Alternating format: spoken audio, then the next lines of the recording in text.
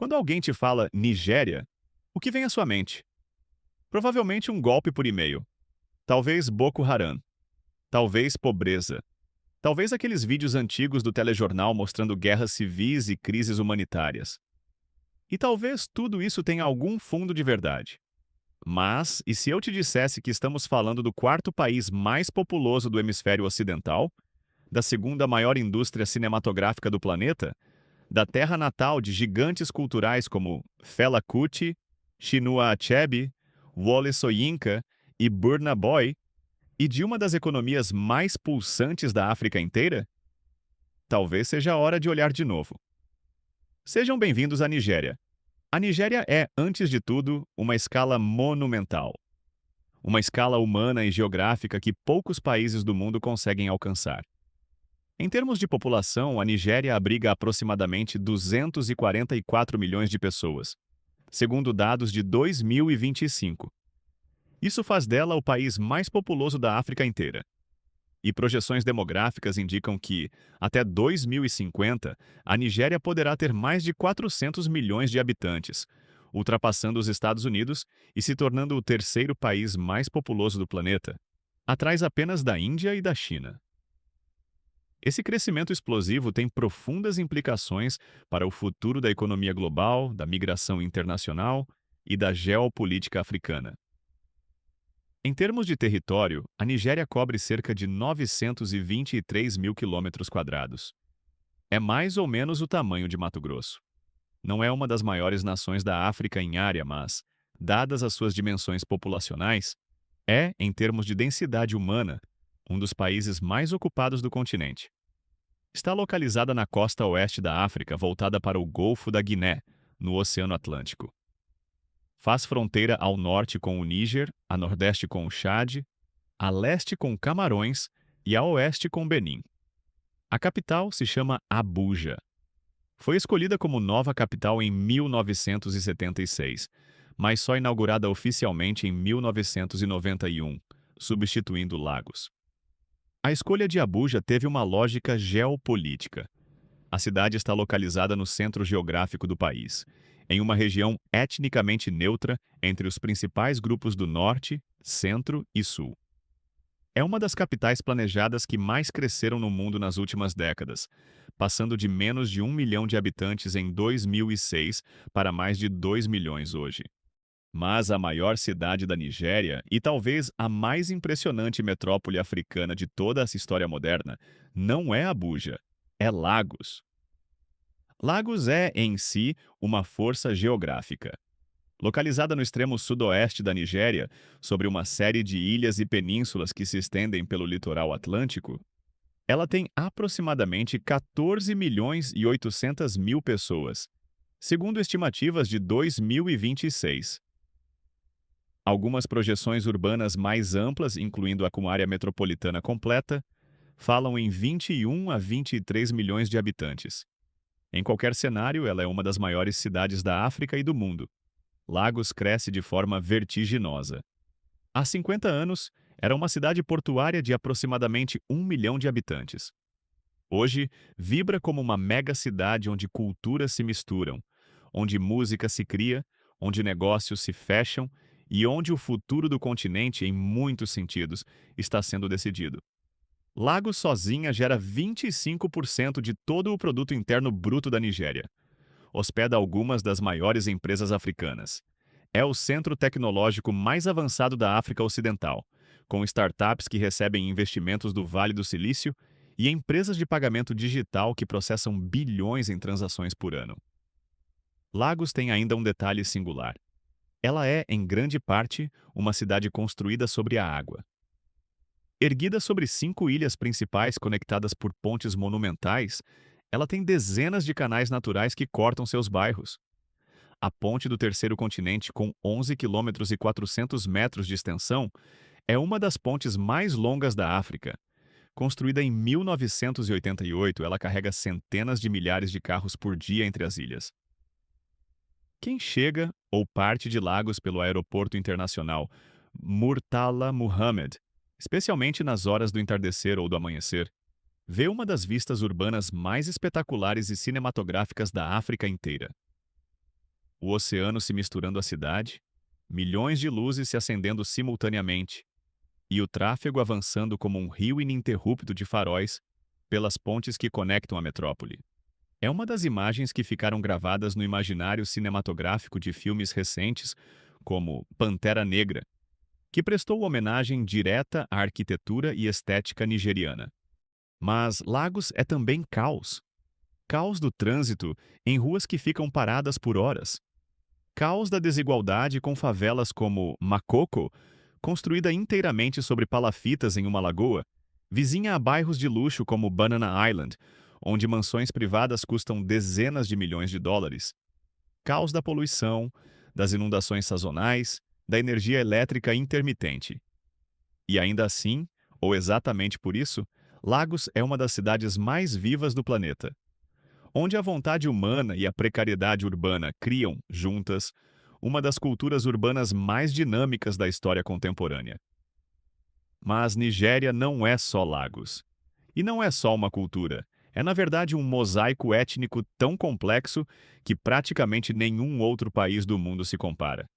Na Nigéria são falados, oficialmente catalogados pela linguística contemporânea, mais de 500 idiomas diferentes. 500. E o país abriga mais de 250 grupos étnicos distintos, cada um com sua história, sua arte, sua música, sua religião, sua culinária. É um país que reúne, em uma única fronteira política inteiramente herdada do colonialismo britânico do século XIX, uma diversidade humana comparável à de continentes inteiros. Três grupos étnicos dominam, em termos numéricos: os Hausa Fulani, que representam aproximadamente 29% de toda a população nigeriana, concentrados no norte e nordeste do país. Predominantemente muçulmanos, com uma rica tradição cultural e arquitetônica, e cidades históricas como Kano, fundada há mais de 1000 anos, considerada um dos principais entrepostos do comércio transsaariano da África Ocidental medieval. Os Yorubá, que representam aproximadamente 21%, dominam o sudoeste, espalhando-se pelos estados de Lagos, Oió, Ogun, Osun, Ondo e Ekiti. Seus reinos antigos, como o Império Oió, do século XV ao XIX, foram alguns dos mais poderosos da África Ocidental, com sistemas políticos sofisticados, exércitos de cavalaria e uma rede comercial que se estendia até o norte do continente. São conhecidos pela sua tradição religiosa profunda, suas máscaras cerimoniais espetaculares, suas festividades de divindades chamadas orixás. A religião tradicional iorubá foi, em larga medida, o sustentáculo cultural das comunidades de descendentes de escravizados africanos no Brasil, em Cuba, no Haiti e em outros países do Atlântico. Quando você ouve falar de Iemanjá, Oxalá, Oxum, Yansan, Xangô, Ogum, Exu no Brasil, está ouvindo, em essência, os nomes dos orixás Yorubá originais, que atravessaram o oceano durante o tráfico negreiro. Os Igbo, que representam aproximadamente 18% da população nigeriana, vivem no sudeste do país, em estados como Anambra, Imo, Abia, Ebonyi e Enugu. Predominantemente cristãos, conhecidos por sua tradição comercial, intelectual e literária. O escritor Chinua Achebe, autor de O Mundo se Despedaça, obra-prima da literatura mundial publicada em 1958, era Igbo. Também são Igbo os fundadores históricos da República de Biafra, que entre 1967 e 1970 tentou se separar da Nigéria, levando à guerra civil mais sangrenta da história do país, com cerca de 2 milhões de mortos. A relação entre a Nigéria e o Brasil, por sinal, é uma das mais profundas que existem na história entre dois países do Atlântico Sul. Estima-se que mais de 1.500.000 africanos escravizados desembarcados no Brasil durante o tráfico negreiro vieram da região da atual Nigéria, especialmente da costa Yoruba e da costa Igbo. Eles trouxeram com eles deuses, línguas, instrumentos musicais, técnicas culinárias, padrões de tecido e formas de organização social. O candomblé brasileiro, a culinária baiana, a capoeira Angola, o samba de roda do recôncavo e dezenas de outras manifestações da cultura afro-brasileira têm raízes diretas em territórios que hoje compõem a Nigéria. Nossas avós Iemanjás, nossos Oxalás, nossos Xangôs. Todos eles atravessaram o Atlântico vindos da terra Iorubá há 300, 400 anos. A Nigéria, em algum sentido profundo, é parte da memória ancestral brasileira, embora poucas pessoas no Brasil parem para refletir sobre essa conexão. E poucos brasileiros sabem disso. Além desses três grupos majoritários, há centenas de outros povos. Os Tive, os Ijau, os Edo, os Kanuri, os Nupe, os Efik, os Idoma, os Itsekiri, os Ogoni, os Ibibio, os Urhobo e muitos outros povos com suas culturas próprias. Cada grupo com sua identidade, seus rituais, seus tabus, suas comidas, seus tecidos. A Nigéria continua tendo uma das demografias mais surpreendentes do planeta.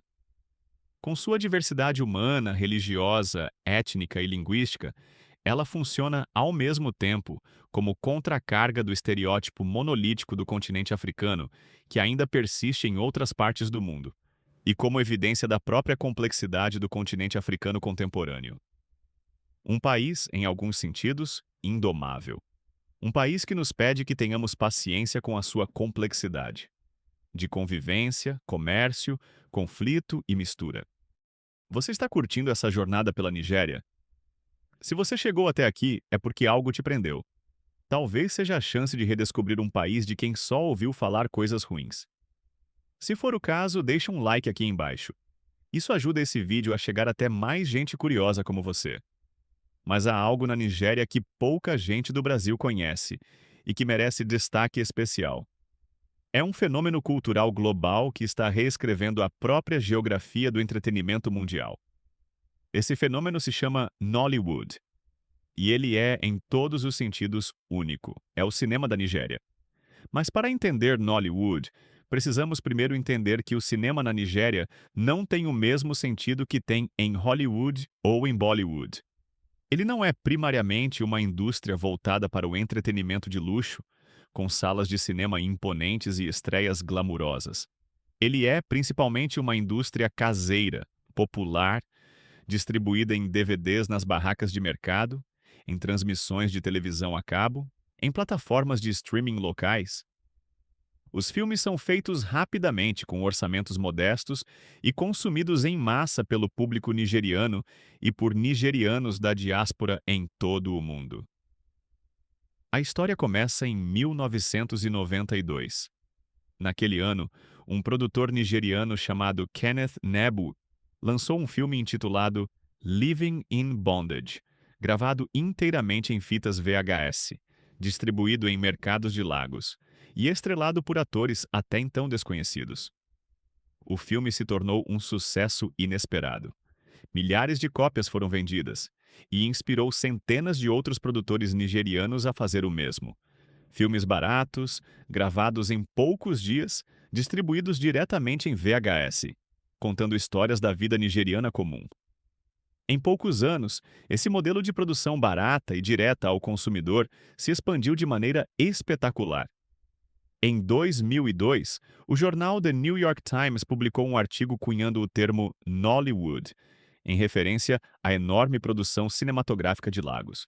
E hoje, Nollywood produz aproximadamente 2.500 filmes por ano. Para comparação, Hollywood produz cerca de 600 filmes por ano. A indústria nigeriana produz mais filmes em volume do que qualquer outra do planeta, exceto Bollywood, na Índia. A indústria emprega mais de 1 milhão de pessoas na Nigéria. Gera aproximadamente 600 milhões de dólares por ano em receita.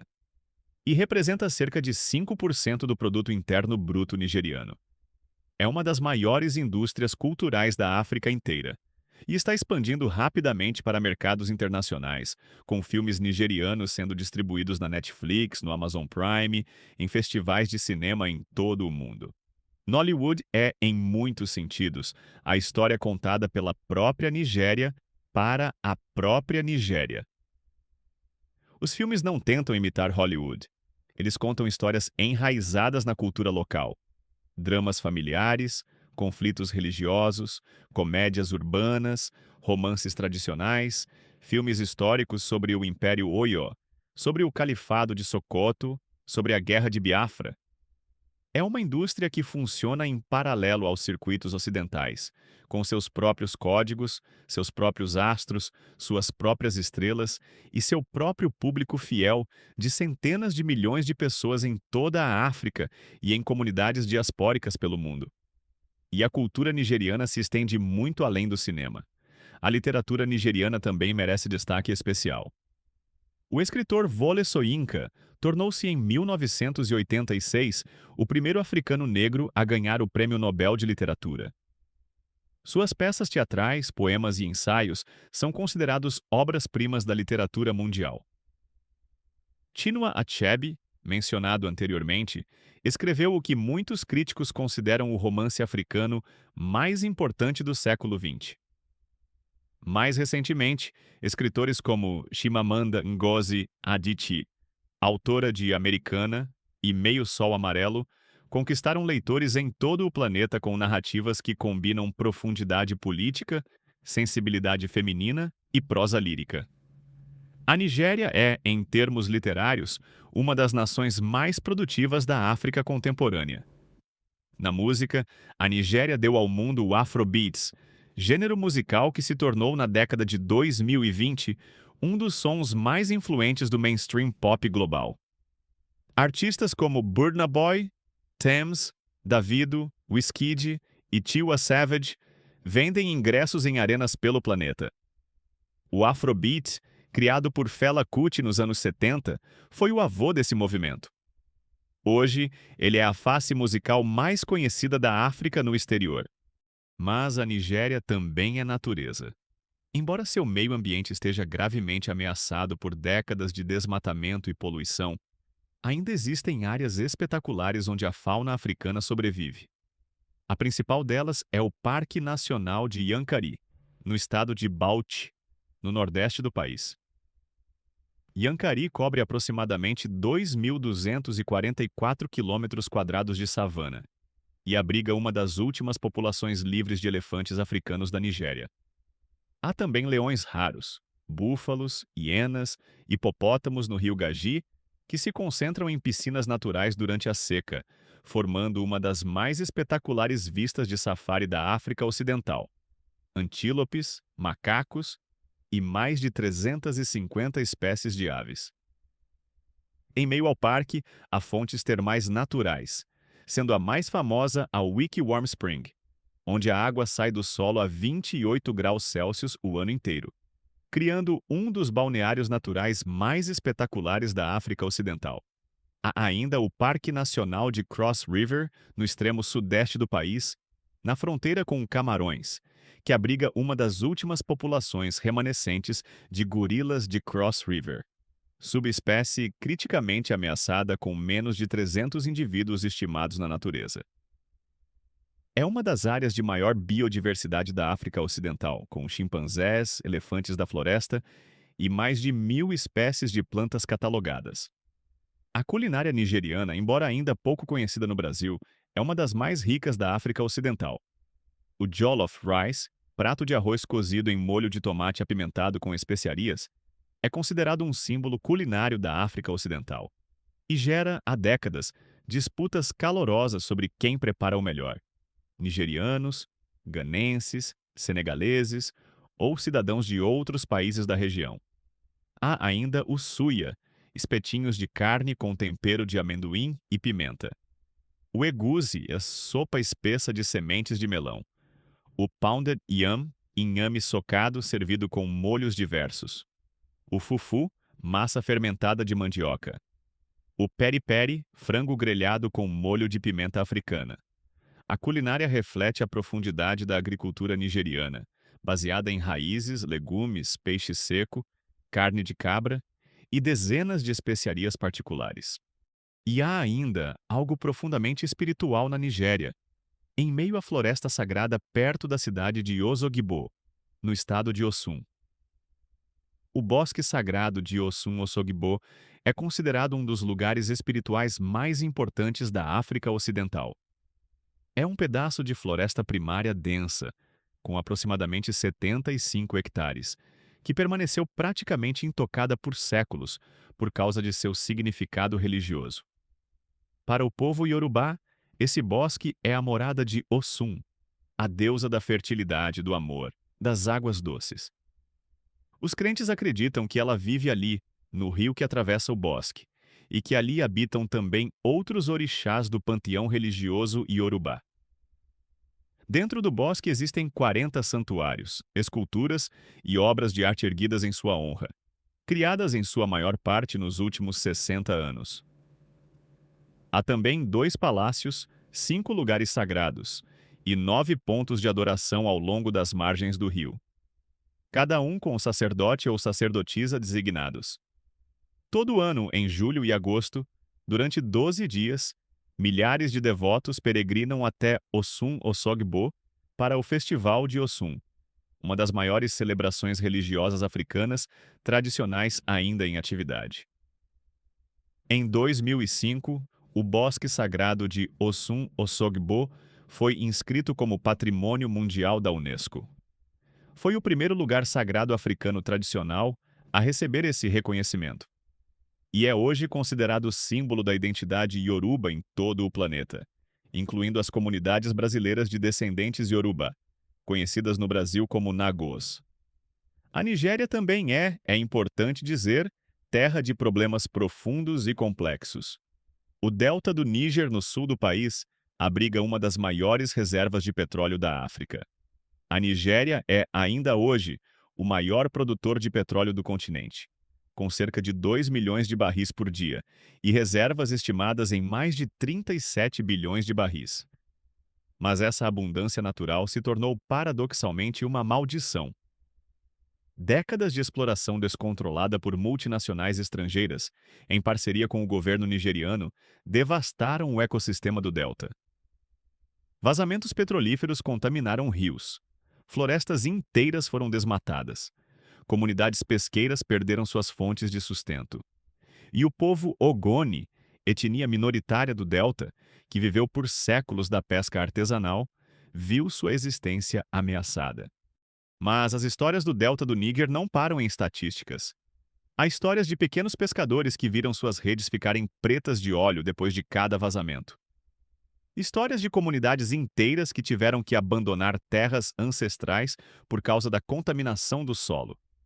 Histórias de mulheres que carregam baldes de água a quilômetros de distância porque os poços locais ficaram contaminados.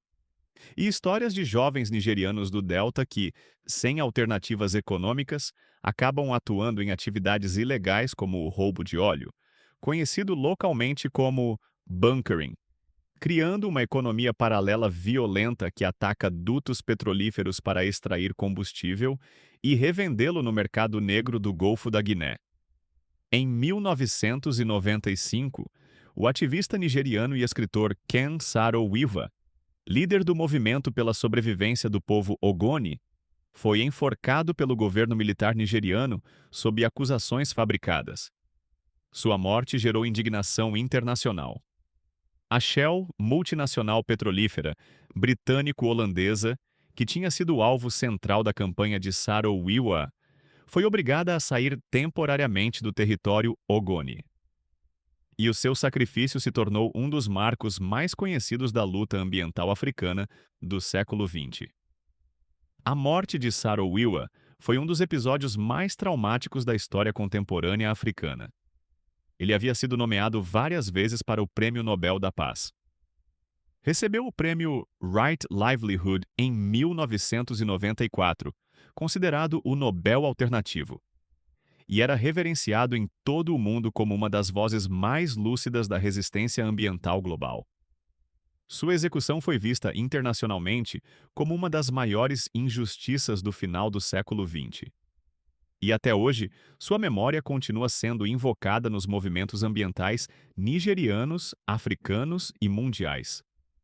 Sua frase mais famosa, dita no julgamento que o condenou à morte, ainda ecoa nos textos da resistência política africana. Eu acuso a Shell e o povo Ogoni acusa também. Mas a poluição do delta continua. A UNEP, Agência Ambiental das Nações Unidas, estimou em 2011 que a recuperação ambiental completa do território Ogoni levaria pelo menos 30 anos e custaria mais de US$ 1 bilhão. Quase 15 anos depois desse relatório, a recuperação ainda mal começou. E enquanto isso, o Boko Haram continua atuando no nordeste do país, controlando algumas áreas remotas, sequestrando populações inteiras, mantendo uma insurgência terrorista que já deslocou mais de 2 milhões de pessoas desde 2009. Crises de segurança, conflitos religiosos, desigualdade extrema, corrupção governamental, dependência do petróleo, infraestrutura deficitária.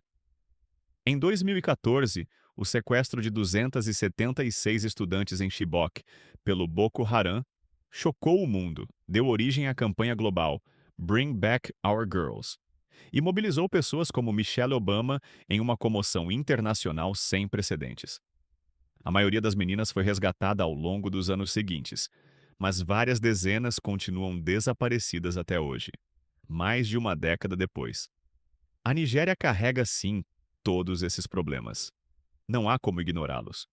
Mas, ao mesmo tempo, a Nigéria também tem, na sua imensidão humana e na sua densidade cultural, uma resiliência que poucos países do mundo conseguem reproduzir. Tem uma juventude vibrante, com 50% da população nigeriana abaixo dos 20 anos de idade, o que faz dela uma das nações demograficamente mais jovens do planeta.